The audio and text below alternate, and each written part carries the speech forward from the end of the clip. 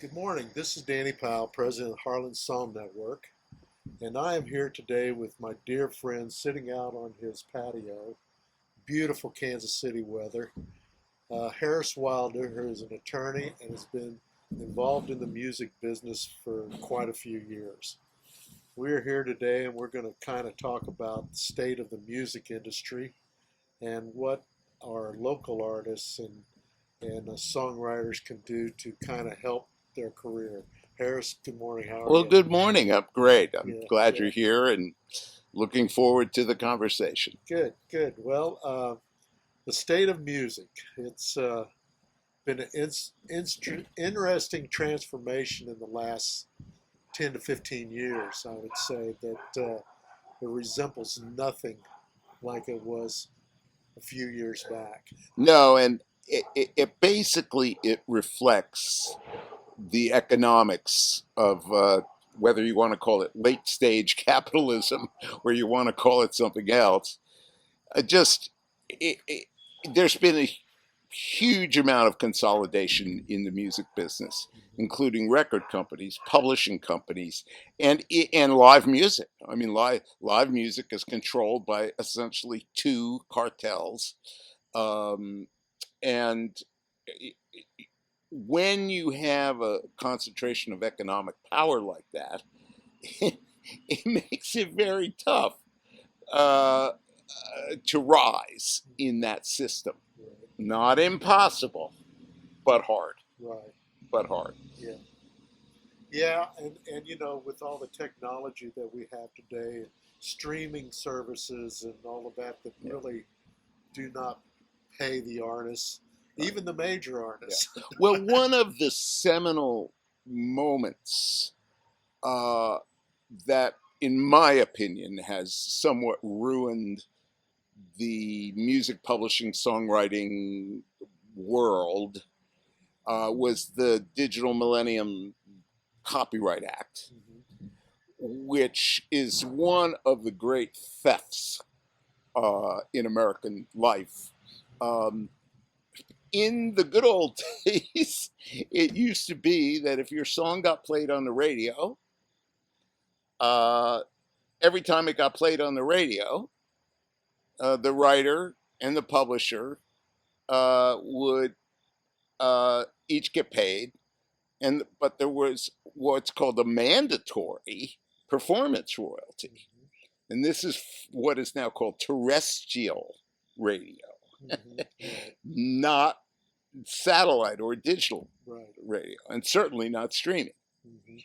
And what happened was these pirates lobbied Congress and they got this thing passed, which totally gutted the income stream to songwriters. So, for instance, in 1978, 1988, 1992, if you were the writer of a hit record, let's just say you weren't the artist, but you were the writer, and you didn't own the publishing, but you had a publishing company and they published it, and it was a hit record. You could make a living because every time that record was played anywhere in the world, but in the United States, you got, you know, between a penny and 3 cents every time it was played. Mhm.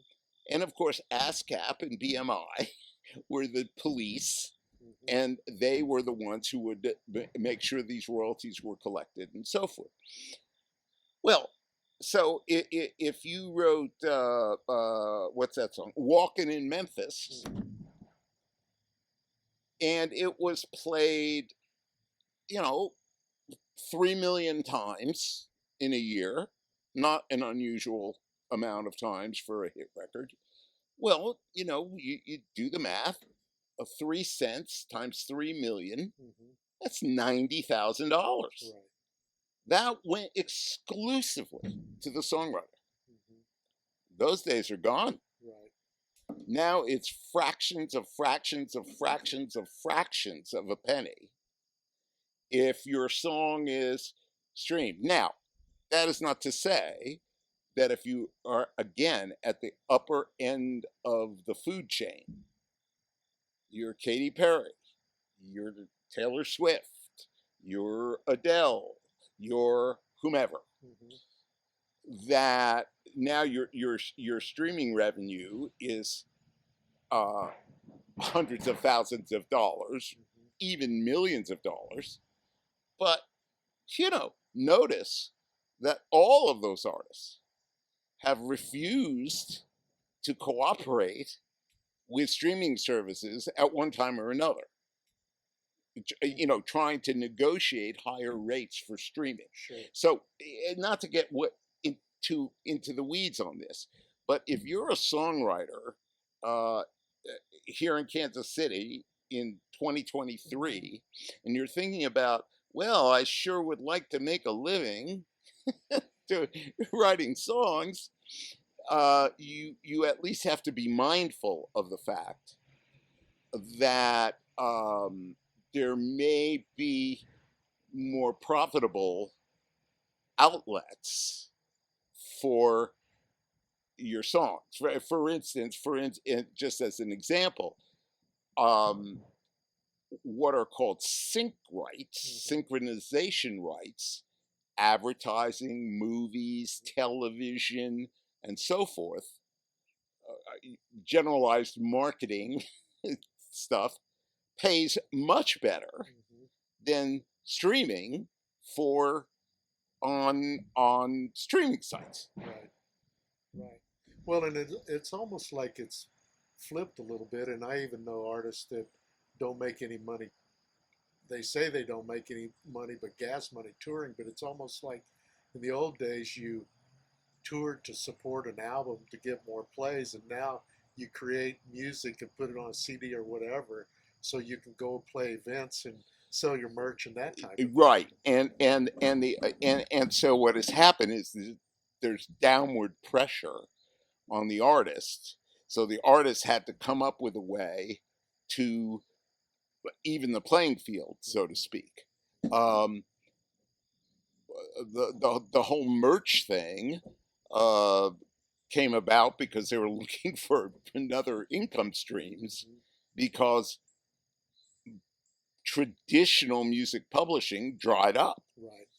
Well, and I've even read reports where a lot of these venues now are trying to take a percentage of the merch of these artists. Well, there, okay, there are, and this isn't new. This has been the last 5 years, maybe. There's something called the 360 deal. Right. And the 360 deal, if you're Universal BMG, if you're Sony, if you're, Columbia, well, that is Sony. Basically, when you sign people now, they are signing what are called 360 deals, which means that what we used to call the record company, the record company now is taking a percentage of everything, including your children, if you have them. No, I'm kind of joking. Yeah. I'm only kind of joking. Right. But 360 deals do, in fairness, 360 deals do have some advantages because they incentivize, you'll forgive the expression, the greedy suits who run these are multinational conglomerates. Okay, they are incentivized to push that artist because they're not just getting 90% of the record sales. In a 360 deal, they may also get 20% of live, 20% of endorsements, 20% of not just live performance, but you get Sync deals or anything. right. Whatever the deal is, they get a percentage of it. Right. So again, one person's greed is another person's win-win economic opportunity. Well, and it also goes to the fact that most A&R now is based on numbers and not really. Yeah, there is no A&R. Let's disabuse ourselves. Yeah. Okay, basically, the major record companies have trolls in offices who do nothing but monitor social media hits. Mm-hmm. They sit at computers, they analyze up and coming artists who are getting buzz on whether it's TikTok or Instagram or whatever it is. And again, this is just the world we live in. Spotify It's hits. Spotify hits, whatever it Whatever. is. Yeah. They then compile that data, go to the vice president of, they don't even call him A&R anymore. I'm not even sure they call it A&R, which used to be artist and repertoire, Right. which used to be extremely important aspect of the recording industry. Mm-hmm. And to be an A&R person was a hugely powerful and influential position to be in, especially if you worked at a major label. Right. Um, some of these labels that became legendary, the A&R guy was the head of the label, Right. right? Right. So it was Ahmet Ertegun, Right. it was Jerry Wexler at Atlantic, um, you know, uh, uh, David Geffen. Mm-hmm. So that is a huge sea change. Mm-hmm. We were talking, our mutual friend Steve Thompson, the multiple Grammy Award winning producer, Mm-hmm. you know, he made the comment that there are no curators anymore. You don't have in a kind of art historical sense in a museum. You have a curator who Right. decides, yeah, that painting's good, we want that period represented, and so forth. We don't have that anymore. In the music. All we have is, for you'll forgive my French, is digital horseshit. Yeah. We live in an age of digital horseshit. Now, on the other hand, numbers don't lie. Numbers don't lie. So we're in a real dilemma, because if somebody's getting 1 million hits on TikTok, that's definitive proof that there's a market for their product. Right. Music, in this case, Right. that we're talking about. But it could be whatever it is, exercise tapes. Right. It doesn't matter. Right. So it's hard, Yeah. right? Yeah. Yeah. Well, and for the local artists, I mean, we talked about this, I mean, the first thing is deciding what you want to do with your career. Right. And we did talk about that before. That is day one. Yeah. And whether day one happens when you're 25 or day one happens when you're 55, you've been a postal carrier and you've been writing songs for 20 years, Right. and you say, I want to pursue my art. I'm sick of delivering letters. Right. You still have to get to the fundamental question. Right. What is it I want to accomplish? The two related questions: why and what? Right. And if you can't answer those definitively Mm-hmm. to your own satisfaction, then don't quit the post office. Right. Right. And then develop a strategy after that. That's right. And then you have to have the strategy that comes from the why and the what. Okay, we know why and we know what. Now comes how. Yeah. How? Yeah. How do I get from point A? I'm in my apartment, writing songs and recording them in my whatever machine, to I want to bring this material to the world. Yeah. And I also think that strategy that you develop, you have to understand that you have to be extremely patient. Right. Look, it's so interesting. Um, I use the acting analogy, which is pretty. It's all show business, Right. right? But keep in mind, two of the greatest actors, certainly of the late 20th century, um, Dustin Hoffman and Gene Hackman, were waiters in New York. Dustin Hoffman was a waiter in New York for 9 years. 9 years. So I'm not suggesting that Right. as a career path, but what I'm saying is it has it has to mean more to you Right. than anything else. Than anything else. Right. Doesn't mean that you have to be a person of no integrity. Doesn't mean you have to be crooked and dishonest and a terrible person. But the reality is that most artists will sacrifice anything for their art. Yeah. Yeah, and I think there's an old adage, the scarcity of wants. You have to understand that once you make that decision, that you always have to give up something to get something Yeah, else. yes. You know. No, I mean, that's very, very prescient and very accurate, I think. Yeah. Um, and look, nothing is simple. So, for instance, are there overnight successes? Of course, all the time. All the time. Hmm. Yeah. Could you be Lana Turner who walks? Well, that's a dated reference. I should use something. I should use something new. But can you be a model? Who gets discovered, and by the time you're 20, you're starring in major motion pictures. Right. Of course, Sure. of course. Sure.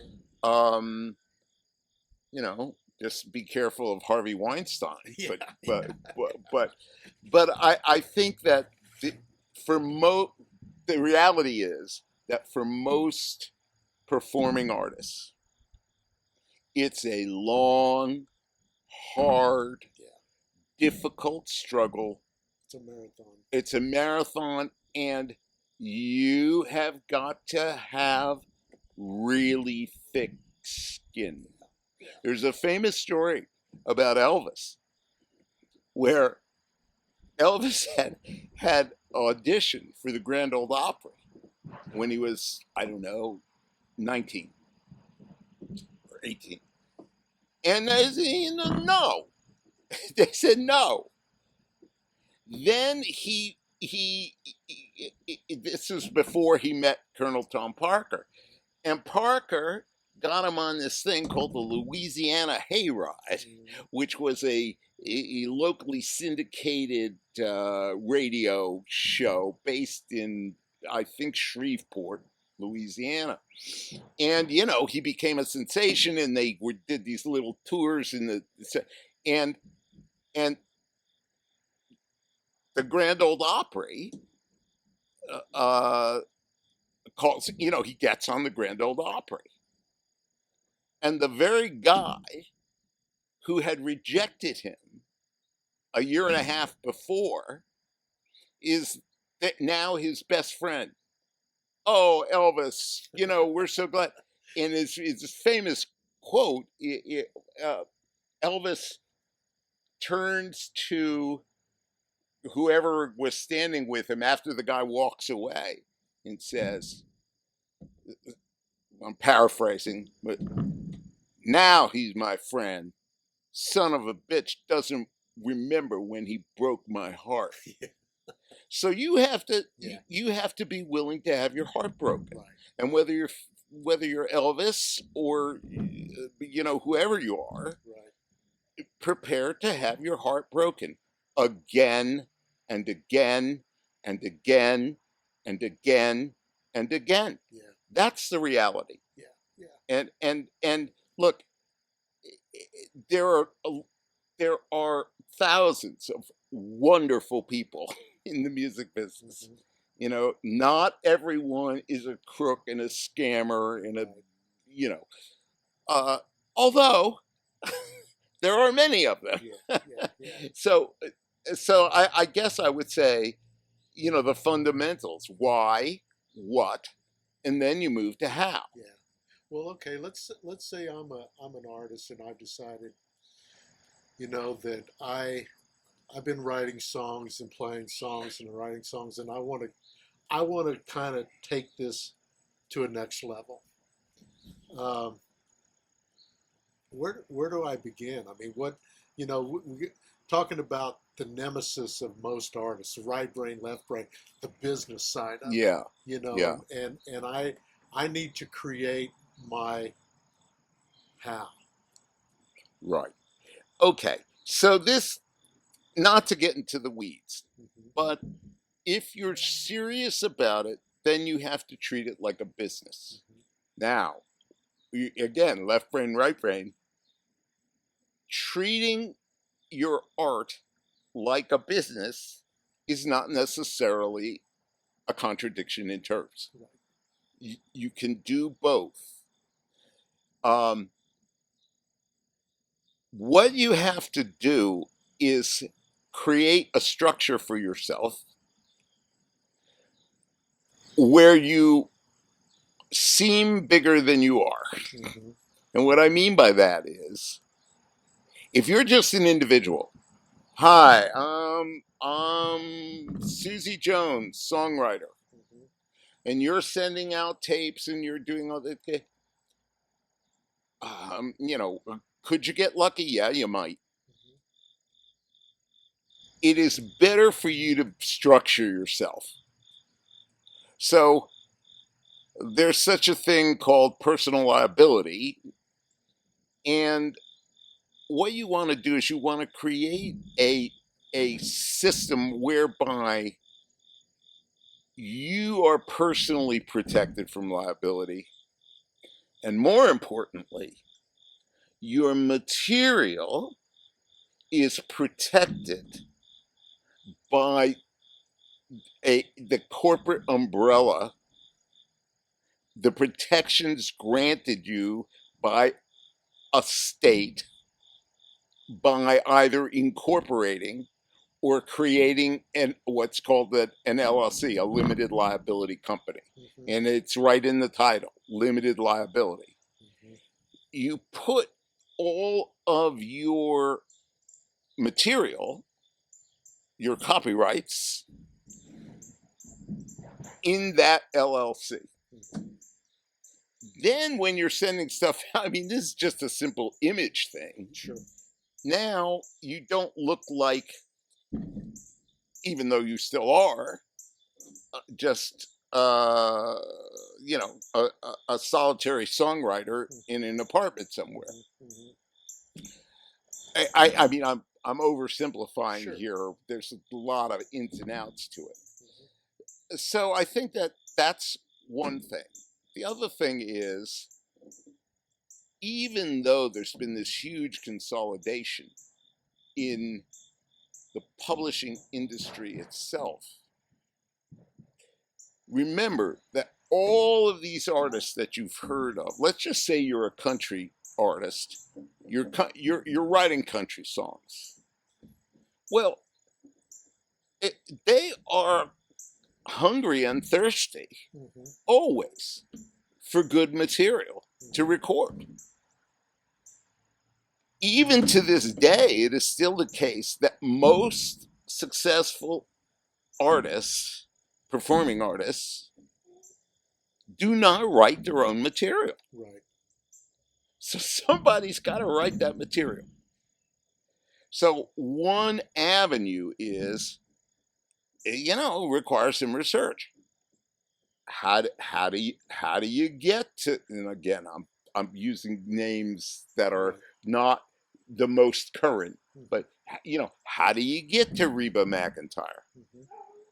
You know, how do you get to whoever it is. They're human beings. They're individual human beings. Now, do they have barriers? Do they have filters? Do they have managers and agents and all that bullshit? Yes, they do. But a good song is a good song is a good song. I mean, the bottom line of it is, um, and again, I'm dating myself, but if you go back and you think of the great songwriters of the late 20th century, not the last 20 years, but Right. the golden era of rock and roll. I mean, you know, it was Carole King wrote great songs. Right. That's it. That's the deal. Yeah. So everyone's looking for that great song. And the fact of the matter is, there are still hit records. Sure. And there's a lot of great songs being And, written. and there's fabulous songs being written all the time. I had a, just as a side, just to talk about that point, is I met a gentleman here. It's been last year, and we caught him somewhere, and he's a singer songwriter from out middle of Kansas somewhere. Hmm. Um, got to talking to him afterwards, and he had written some tremendous songs. And we sat there and listened to him, and talked to him afterwards, and he was actually living out of his truck. Huh. And he told me the story that one of his songs had been picked up for a TV show and was the theme song for the TV show. Huh. And I said, really? And I said, well, did you get paid for it? And he said, no, I never did. They stole it from me. And I said, well, did you have it published? And he goes, no, I've never published any of my songs. Yeah. Okay.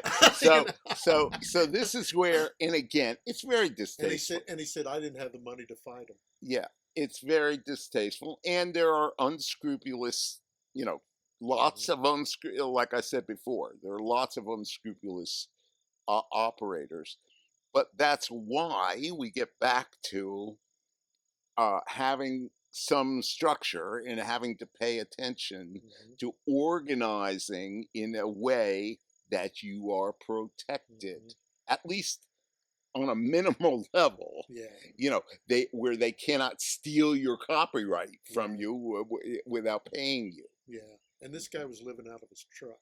Yeah. Yeah. Camping. Yeah. You know? And well, again, it's a very difficult. It's a conundrum. Yeah. It's a conundrum. You can't pay. You got to pay attention to the fundamental thing, and the fundamental thing is doing your art. Yeah. Yeah. That's why people like me exist to do the other Right. stuff. Well, and that's a very, I mean, not to oversimplify it, but creating that structure is not that big of a thing to do. No, that's why I say it's kind of a psychological thing. Yeah. I think with a lot of artists where it's distasteful. It's business. Yeah, it's business and it's distasteful. Yeah. And let's face it, lawyers, agents, managers, we don't have the best reputations Right. in the world. Right. And um, ethics is something that you learn at an early age. Mm-hmm. And really, to some extent, you either have it or you don't. Right. It's like being a little bit pregnant. No, you're either pregnant or you're not pregnant. Yeah. And again, in the music business, and by the way, I want to point out, and you and I know this from personal experience, Mm-hmm. lack of integrity is not just something is on the business No, side. it's not. In our own experience, we have dealt with people who, whether they did it out of fear or out of mistrust, insecurity, Mm-hmm. or whether they were just, All of the above. you'll forgive the expression, assholes. Yeah. Um, you know, we've experienced being kind of screwed over Mm-hmm. by artists. So in other words, it's not just artists good, Mm-hmm. business people bad. Right. It's But I think there's that perception out there oh, I of the agree. artists Yeah, that the business people are bad and yeah, all that because they've heard all these horror right. stories. And all they want to do is steal your Yeah. song and take your money and Right. all of that. Right. One of the reasons why uh, I've gotten out of the management business Mm-hmm. and now stick strictly to the entertainment law business is because I I I don't want there to be any doubt Right. about where my loyalties lie, about what when I have a client and that client is an artist, I am working on their behalf only. The only thing I ask them to do is pay my bill. Right. Yeah. And Yeah. which we're joking, but Yeah. Yeah. I know. as you well know, Yeah. that Yeah. that Yeah. that doesn't always Yeah. happen. Yeah. Um, and that's why I say, artists aren't saints either. Yeah. So, So kind of going back to this creating the structures, and what I'm hearing you say is that by creating this structure, you're also creating an image of yourself bigger than than just you for marketing purposes right, and all of these right. things. And again, the utility, just to say, again, I'm not objective on this. Mm-hmm. I think it's more effective for um, a a young or struggling artist, whether they're young or old, um, to say to someone that they're trying to do business with, yeah, that's great. Send the agreement to my lawyer. Mm-hmm. Then, well, I have Jojo, my manager here, Mm-hmm. who used to be my dealer, Mm-hmm. Yeah. but but Yeah. but is now my manager. Right. I, Right. I mean, again, Yeah. I Yeah. don't mean to disparage No, I dealers, understand that. I but understand that. but but it is effective because it gives a professional image to what you're doing. Right. Now, look, there's always the money versus the ability to do it, Right. and that's an issue. Yeah. Yeah, Yeah. because Yeah. Yeah. but I'm just saying, money spent on protecting yourself Mm-hmm. is probably money well Right. spent. Well, and you've got, I mean, if you're a person that's a songwriter and you've been performing, you've got people around you that obviously like what you're doing. Yeah. I mean, it could just be a friend Well, that let's just, talk about that for a second. All of this marketing, all of this stuff boils down to a simple concept. mm-hmm. If you are a performing artist, what you're trying to do is build a tribe. Mm-hmm. You're building a tribe.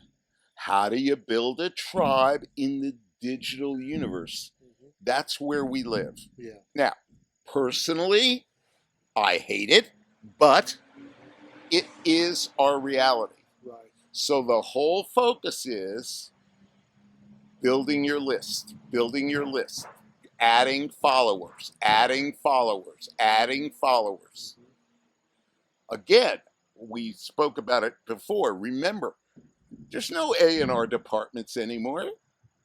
No. So the only way you get attention from a label, of a major label, uh, um, is through metrics. Mm-hmm. And the only way metrics are affected is how many hundreds of thousands of followers do you have? Mhm. You can get a record deal if you've got enough followers Sure. and they know, okay, we'll take a chance on this kid. We'll put the record out, and because we know that they have 800,000 Or let's followers, float a single. and we'll float a single, Yeah. and we'll see. Maybe we can, maybe again. Yeah. Uh, But the obstacles are very, very, very high. Yeah. Yeah. But still, that's the deal. Right. It's building your tribe. And I think you have to be consistent with it too, because I've known so many artists who they develop a Patreon page, and these Patreons, they give money to them for these, and I'll give you a newsletter every month, and this and that, and then all of a sudden 3 months goes by, 4 months goes by, 5 months. Oh, I'm sorry, I've been so busy with my news. Here's my newsletter, and you once you establish that pattern, you have to be consistent with it, I think, with the people that are following you. Yeah, well, look, the key to any advertising person Uh-huh. will tell you that the key to advertising, and that advertising, like lawyer, is a dirty word in Right, some right. case, but the key to advertising, whether you're General Motors or you're, Taylor Swift, is repetition. Repetition. Repetition, repetition, repetition, repetition. And that is how you sell records. It's how you sell cars. It's how you sell concert tickets. It's how you sell T-shirts. Repetition. I mean, I would take somebody like a Joe Bonamassa. Yes. If you ever look at his website. Yeah, a marketing colossus. Yeah, of, it is. and not a bad guitar player. No. But is he among the greats? No, but he is a master at marketing. A master, an absolute master. Yeah. By the way, I heard this, just an aside. You want to talk about marketing and longevity? I last week, Barry Manilow, who most people have never even heard of Right. these days, Right. broke a very significant record in Vegas for live performances.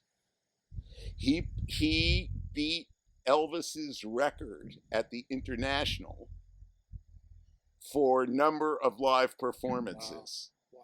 600 and I forget. It's some crazy number. Wow. And he's 82, Uh-huh. Barry Manilow, and he sells out every night. Yeah. Yeah. And again, repetition. Yeah. Yeah. Well, we talked about all of this stuff, and let's talk a little bit, dive into the copyright and publishing part of this a little bit, and everybody talks about, well, the easy copyright, but let's get into what you need to do. If I had a song, I said, man, I want to copyright it. I think this is a good song. I need to copyright and publish this.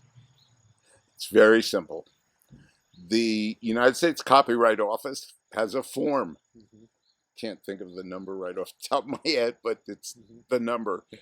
And basically, you get the form, you fill out everything on the form, you pay their fee, Mm-hmm.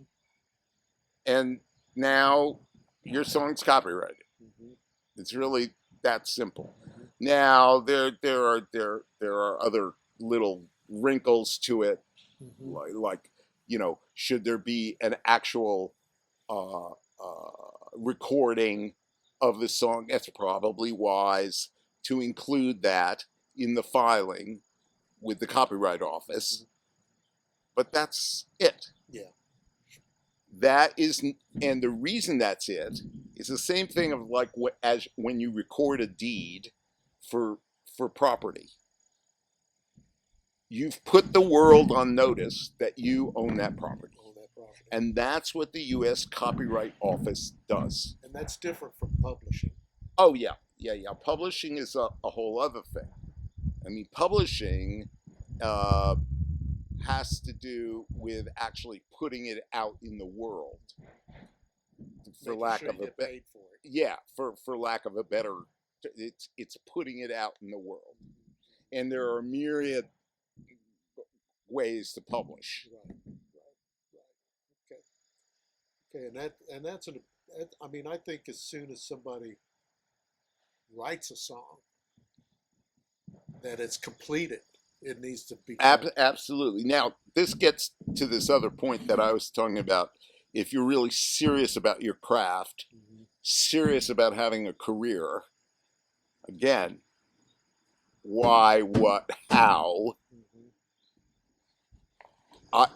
I recommend having the copyright of your material not held by you personally, but held in a corporate entity that you own. I see.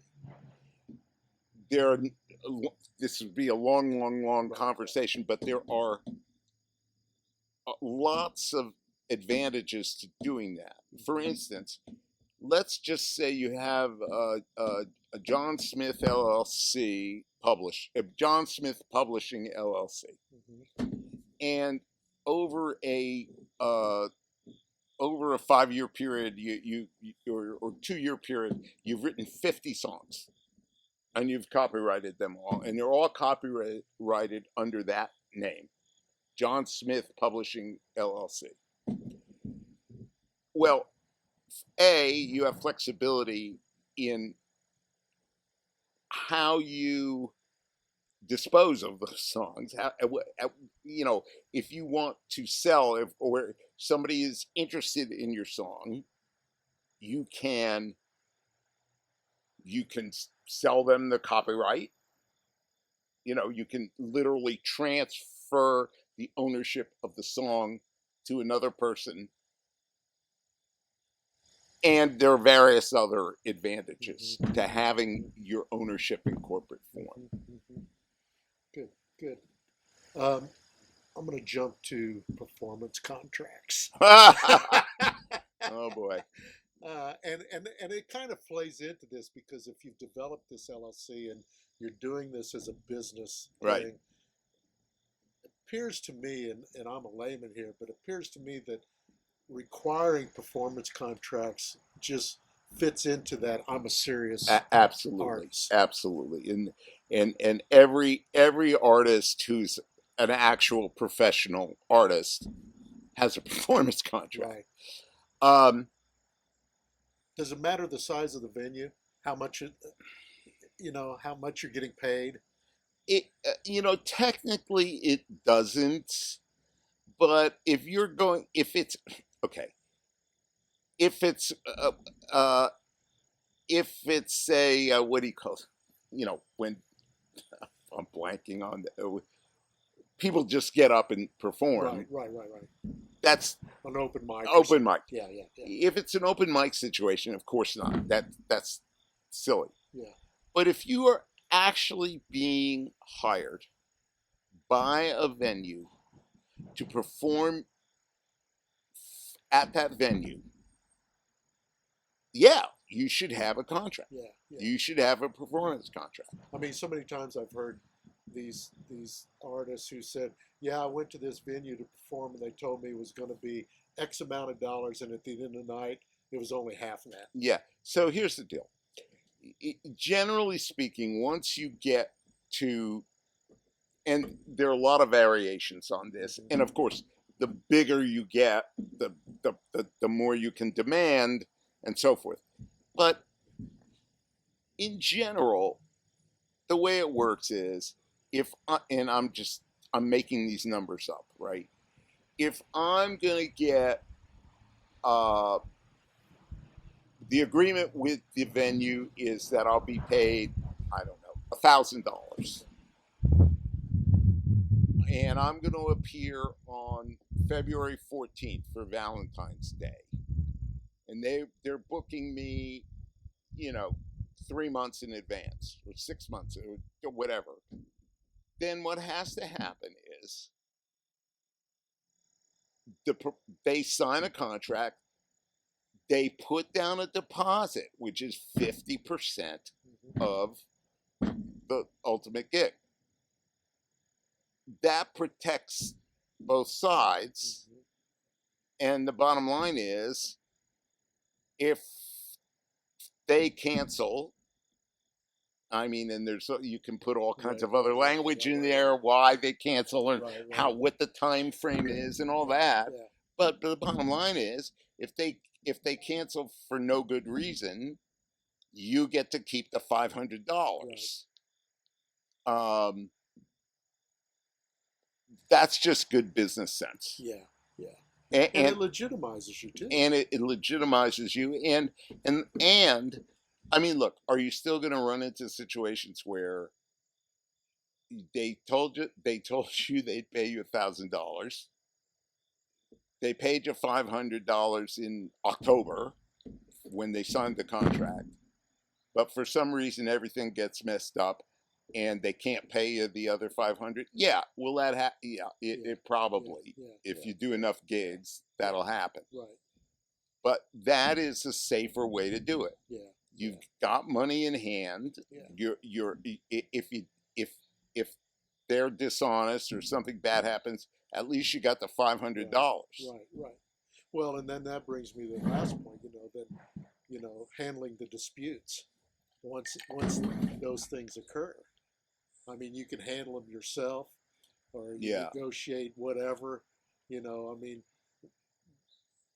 in your experience as handling these disputes, I mean, I know where you are as an attorney, but what would be some good advice? Wow.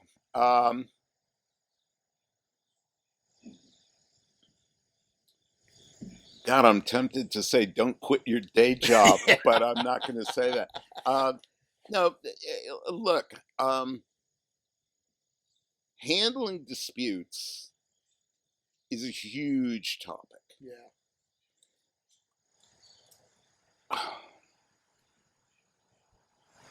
The less money that's involved, in some ways, the harder it is to deal with disputes.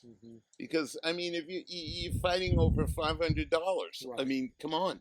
Right. What are you going to? And again, the ego, your emotional state. No one likes to get screwed over. Right. On the other hand, walking away is sometimes the best thing. Now, so there's $500 disputes, but there's $50,000 disputes. Right. And in a $50,000 or $100,000 dispute,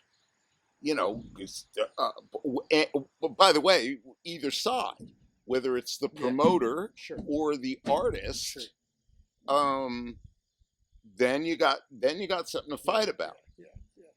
The rule of thumb, though, and I tell this to clients all the time,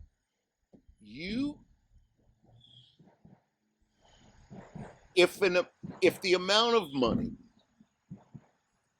honestly, if the amount of money is, I don't know, $25,000 or $30,000 or less, if you go to war, what I call going to war, which means filing formal legal documents, the only people who are going to make out on that are the lawyers. That's just the reality of our system. And it's I don't like it, but that's the way it is. And that's why my advice generally, again, depends how much money we're talking about. If you're talking about a couple of $100,000, well, now you got a different situation, because if you pay a lawyer, if you're owed $100,000, and you're going to get, if you don't hire a lawyer, you're going to get stiffed completely. But you're going to pay the lawyer $25,000. Well, you're still going to get $75,000. So that's how that works. So I think you have to be again, you got to know, you got to know when to hold them. You got to know when to fold them. Yeah. Yeah. In this lower level of in the in this very difficult startup, what I'll call startup territory. Um, it's real hard. Yeah. I mean, I guess there's a real balance between, you know, letting it go, but then also saying and putting it out there that I won't put up with this as an Yeah, artist. but those are two different things. Yeah, Okay, definitely you should do that. yeah, But I'm just talking about the practicality yeah, of yeah, spending money. You can't spend if you're owed $1,000, you can't spend $1,200 to get your $1,000 right. Just to prove a point. just to prove a point. Yeah, On the other hand, yeah, with social media, hmm, yeah. with there are all kinds of ways. Word of mouth. That Yeah, I hate to use this word in the current situation, but there are all kinds of ways to get retribution. yeah, yeah, yeah, yeah, yeah, yeah. I mean, it doesn't necessarily need to be in court. Yeah. And money is one thing, but reputation is another. And reputation does equal money at some point. Sure, sure it does. Yeah, yeah. Well, this has been a very, very enlightening conversation. I mean, I Well, really enjoyed it. I mean, if people want to know more and want to contact you about some of these things, how would they do well, I'd prefer they didn't. No, I'm joking. I'm joking. I'm joking, gang. that? Well, they can call me directly. My cell number is 816-286-8124. Um, I have a website, www.kcbusinesslawyer.com.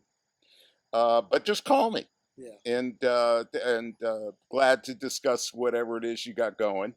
Um, it's hard to cover every topic in a short period of time sure. because we haven't talked about things like management contracts, for Well, instance. let's do. It well, I mean, so look, managers are a huge thing in the music business. They can be incredibly helpful, um, but they can also ruin your career. yeah, So it's always tough because um, management fees can range from 20% to 50%. right. And you can say, well, you're an artist out there and say 50%. Are you out of your mind? Well, yeah, okay. But 50% in Elvis's case, 50% of $1 billion is Right. $500 million. And there's a lot of work. Right. And there's, right. Um, Generally speaking, managers get 20 to 25%. These 50% deals are Yeah. quite weird. And Uh, do your research on them. yeah, and do your research. Um, Again, you have this weird situation where you have Live Nation and you have AEG, and a manager's relationship to those organizations is quite tricky because they utterly control. Basically, they control all live music in the Right. United States.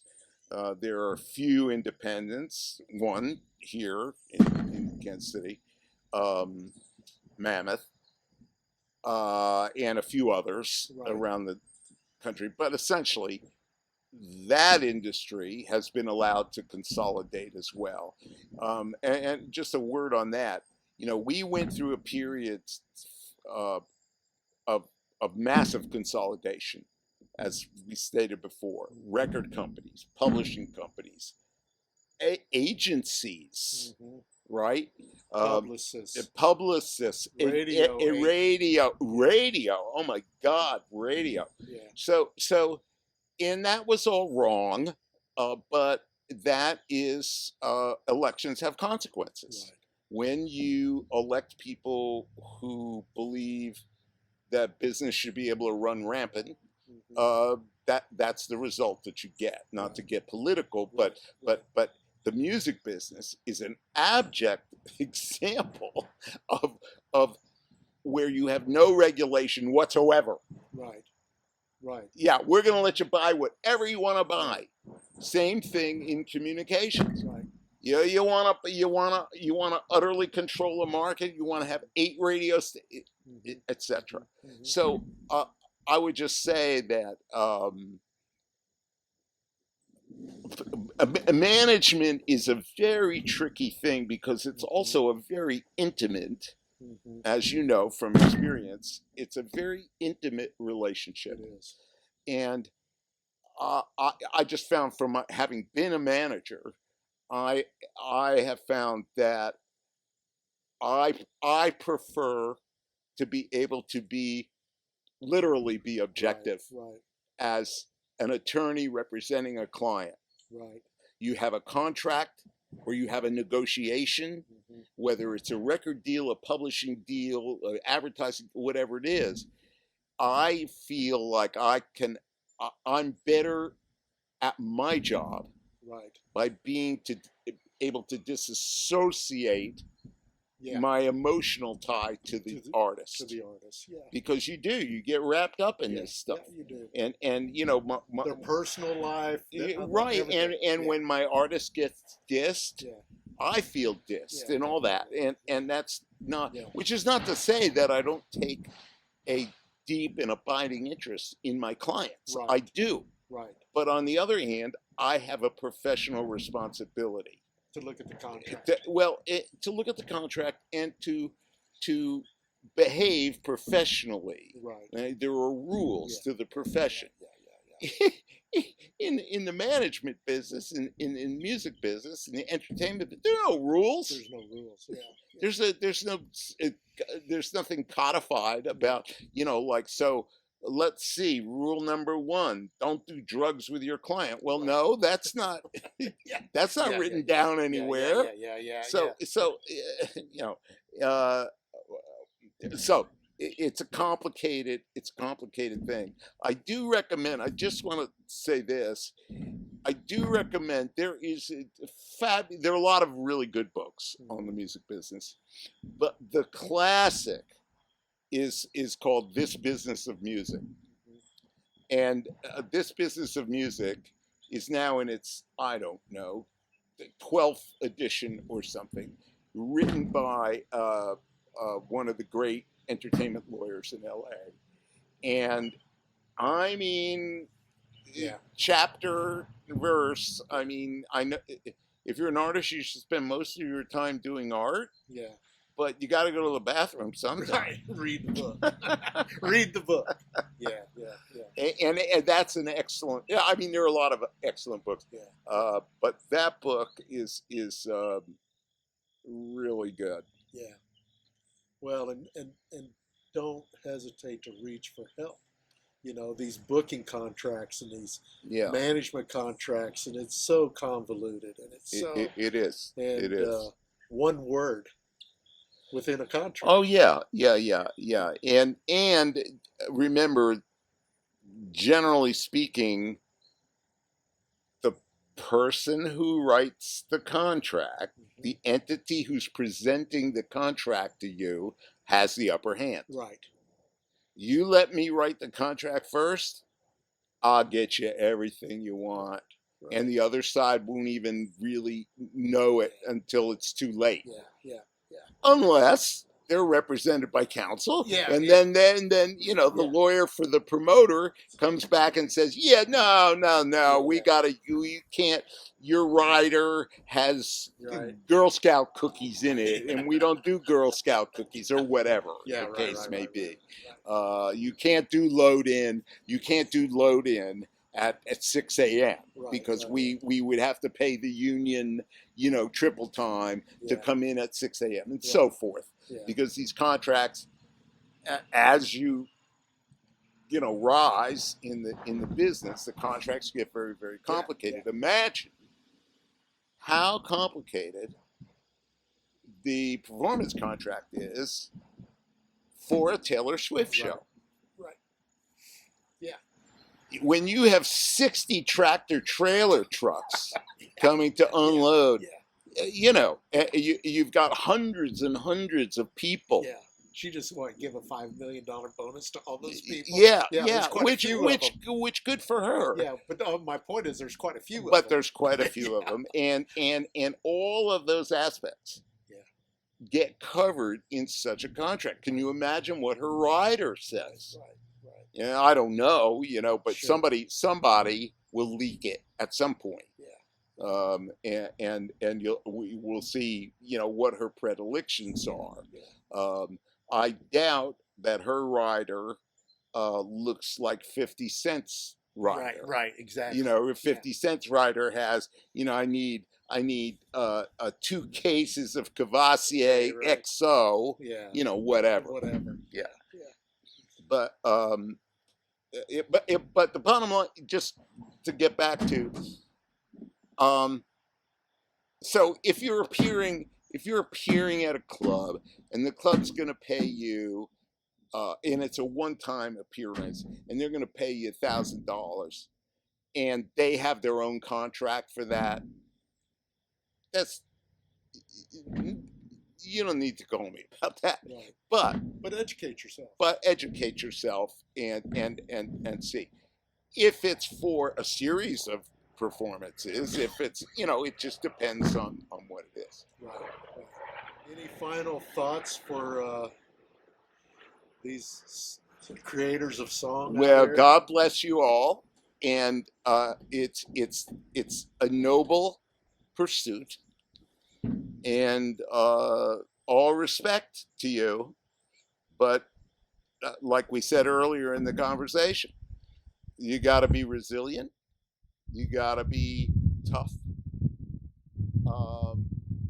you got to be willing to have your heart broken every day and still come out smiling. All right. Well, thank you very much. Well, thank you, Danny. It's a pleasure. It was a pleasure.